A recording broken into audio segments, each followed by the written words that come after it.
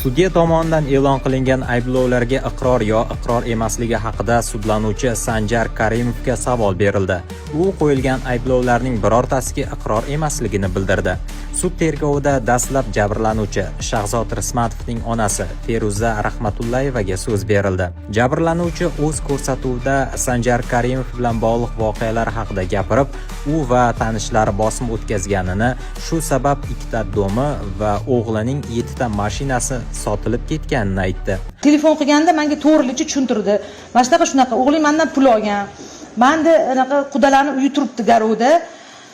O'sha pulni menga hozir yetkazib kelmasang, qudalarni nima qilaman, seni ham meni uchastkangni olib qo'yaman. Har xil bosimlar bo'ldi. Bir hafta senga muhlat dedi. Menga bir hafta muhlatda men uyimni sota olmayman dedim. Bir haftaning ichida realtorlar keldi. Mana shunaqa keyin уже aytib berdim bularga. Bir haftadan keyin muhlatdan keyin men bitta audio zapis bor, mana o'zinglar o'ldinglar, o'shani yozib olishga majbur bo'ldim. O'tda уже menga telefon qilib, yoqib yuboraman uyingni dedi, o'ligini ko'rasan, o'g'lingni o'ligini men Dubaydan olib keltiraman, qarab tur, tobutini ko'tarasan dedi. Mana bitta yolg'iz o'g'lim. Shundan bular foydalanishdi. O'ylashdiki, hozir bitta dona o'g'lini shu Dubayda o'shab o'tirsa, shuncha narsasini olsa, bitta uchastkam qoluvdi. Shu uchastkamni sotish maqsadida shunaqa qilishdi.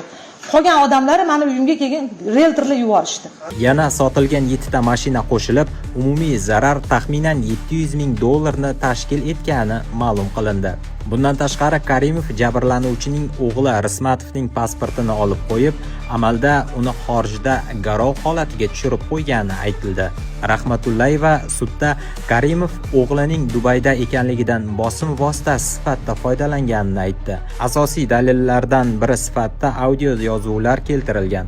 Unda ayblanuvchi o'g'lingizning tobutini Dubaydan olib kelaman deb tahdid qilgani va hatto uyini yoqib yuborishini aytgani qayd etilgan. Ona buni real zo'ravonlik tahdid deb o'ziga qabul qilgan. Shuningdek, Karimov uning oilasini sharmanda qilish bilan ham tahdid qilgani bildirildi. Karimovning advokati esa tobut haqidagi gaplar his-tuyg'u ta'sirida aytilgan bo'lishi mumkinligini aytdi. Advokat shuningdek ayblanuvchi jabrlanuvchiga yaqin joyda aloqa bo'lmagan holda uning hayotiga qanday qilib real xavf tug'dirishi mumkinligini so'radi. Agar men yashirinib qochib yurgan bo'lsam, u meni qayerdan topib o'ldiradi? Agar men unga qarshi ariza yozmaganimda va yozuvlarni taqdim etmaganimda nimalar bo'lishini qayerdan bilar edingiz? Balki men allaqachon tirik bo'lmasdim, dedi u. Jabrlanuvchi yaqin masofada aloqaning bo'lmaganini u o'z uyidan qochib Qibrayda yashirinib yurishga majbur bo'lgani bilan izohladi. Shuningdek, u tergov ishiga faqat materiallarning bir qismini qo'shganini, o'zi esa yanada aniq tahdidlar aks etgan qo'shimcha yozuvlarni sudga taqdim etishga tayyorligini aytdi.